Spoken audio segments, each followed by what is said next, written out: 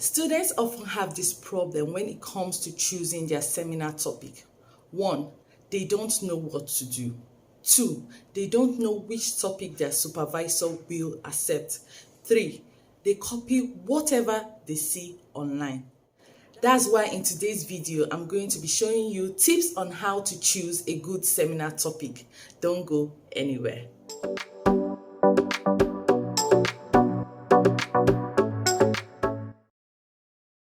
Hi, welcome to my channel. I'm Mrs. Ezine and I'm a lecturer who is passionate about helping students succeed in the university. If you would like to learn more academic tips like the one that I will be showing in this video, be sure to hit that subscribe button and click that notification bell to be notified of every new post I make on this channel. Today's video will be divided into two sections. The first section, I'll be giving you tips on how to get a good seminar topic, and the second one, I'll be showing you a practical example of how I choose my own topics for seminar. If you haven't, be sure to check out my playlist on seminar report writing and presentation. The link will be down in the description box below. Now let's head over to the first section. I like to use what I call the IB-RRR approach when it comes to choosing seminar topics.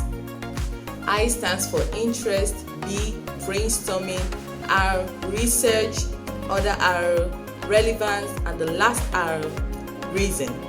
The very first thing when it comes to choosing a topic for your seminar is to think of what you like doing, your interest, okay? The problem areas you would like to solve, the target group you would like to look at. For example, I studied public health and I love pregnant women, okay? Focus on pregnancy, I don't know. And so I look at promoting health among pregnant women.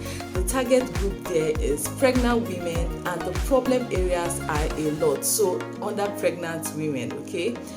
I remember when I'm done in the second section, I will show you how I arrive at my topic using pregnant women. It's very important to start with what you're interested in doing, because when you start writing your report on your chosen topic, if you're not interested in it, you get bored easily and your report will not flow. You will find it very hard to write on something you are not interested in doing. Brainstorming and research goes hand in hand. It has to do with finding out what your topic is about, okay? You have to find out what is related to it, the trends, what diseases are involved, for example, the complication, what are the impacts, what are the factors affecting it, and all that, okay? You have to brainstorm ideas, different ideas, all right? You can't just look at one idea. You look at different ideas and look at the different things about them, and you draw your conclusion. Also, when you're researching on that topic, of course, you use research engines. I usually start off with Google because it's a general engine. Then I move on to Google Scholar, PubMed, and the rest, journal articles. I try to get are the papers there related to your topic? Is there a new subject area like COVID-19? Though that one is not really new like that anymore.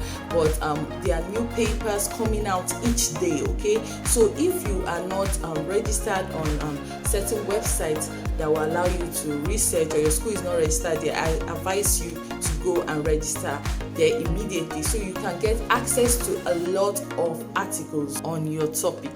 Next, you have to check how relevant your chosen topic or the topic you want to choose is to your field of study. For example, I did public health and I can't just go and choose something under engineering, okay?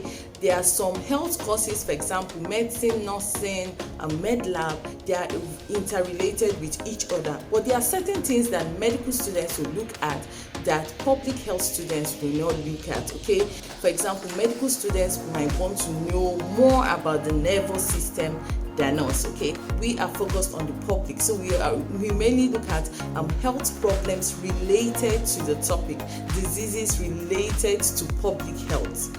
If you pick a topic that is not relevant to your field of study, you end up learning dust.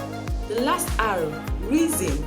Why do you want to research on that topic? Is it because your friends chose that topic? or it's easier to just research on that topic, or is what everybody is doing, or is what your supervisor gave you to do. You have to have a correct, defined reason on why you want to do that topic, or else it will affect the way you are going to write your report. It's very essential when you are writing report to communicate to your audience about that topic, and if you are not feeling that topic, you will not pass on a defined message. And of course, if you don't pass on a defined message, it will affect your presentation and your grades. So after all my speech now, let's put it into practice. Second section. So you will need a book and pen for this one, and just a plain sheet, and I'm going to write there my interest, which is pregnant mothers, and that means maternal health, and I'll go on to look at the area surrounding maternal health. Of course, maternal health is broken down into 3 sections: that's prenatal, during birth, and postnatal. And I'm going into the different sections. I'm just brainstorming ideas. Remember that I already have an idea of what I'm doing. I already have knowledge on pregnant mothers because I've been doing it almost every time.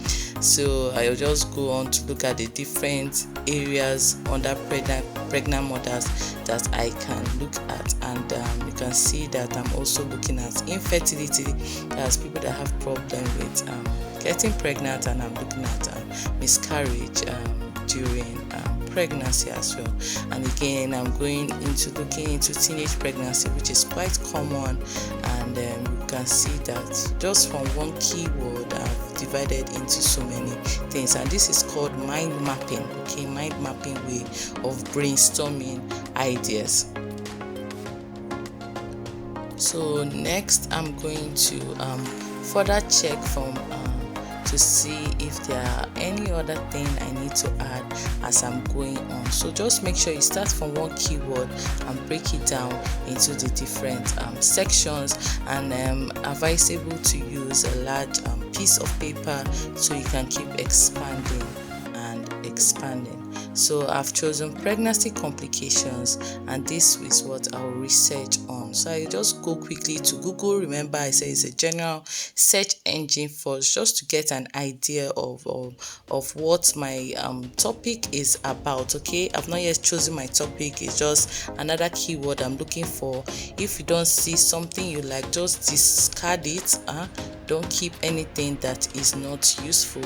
And I'll see something on CDC website, of course, which is very good. Okay, so I've seen that under the different sections of pregnancy, before, during, and after, there are complications attached to it. So I have come to another part of my paper, and I'm focusing on looking at pregnancy complications before, during, and after, and I'm going to just list out each of the complications that I saw during my search online. Okay, and bringing out the different diseases or complications attached to each time of pregnancy. Okay, so before, during, and after, and I'm looking at the ones that are not so common, like UTIs, substance use, and preterm birth. So I've picked 4 which I'm going to research on. Okay, I really like urinary tract infection here because I don't really see it as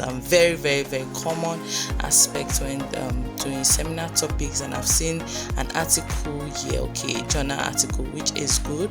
And so I go deeper into using academic research engine, of course, number 1, Google Scholar, to look at if there are enough papers on urinary tract infections during pregnancy. And I've seen one paper, and I read through it and try to understand what they are talking about, basically their abstract, and I go on and on to check, and when I come back, I do this for each of the ones that I stated before, and I come to see if they are doable topics. So I have to select 3 that I would send to my supervisor people will ask me questions on it. I'll cover something on how to get your supervisor, submit topics to your supervisor, tips on how to submit your work to supervisors that will make them approve your work. Okay, so this is just an example. You can see I wrote down the why there. That's all. So that's all for today's video. You can see that the IBRRR approach is very simple to apply. If you would like to know more about seminar report writing and presentation, I made a whole playlist on it. Okay, so just go there. You'll see tips on how to write a good report, how to present, how to make presentation slides, all you need to know when it comes to report writing and presentation. I've also written a detailed book on it, and the testimonials I've been getting have been quite excellent. Yes. So make sure to order yours by sending me a message through my email address in the description box below. So thanks so much for watching. See you in my next video.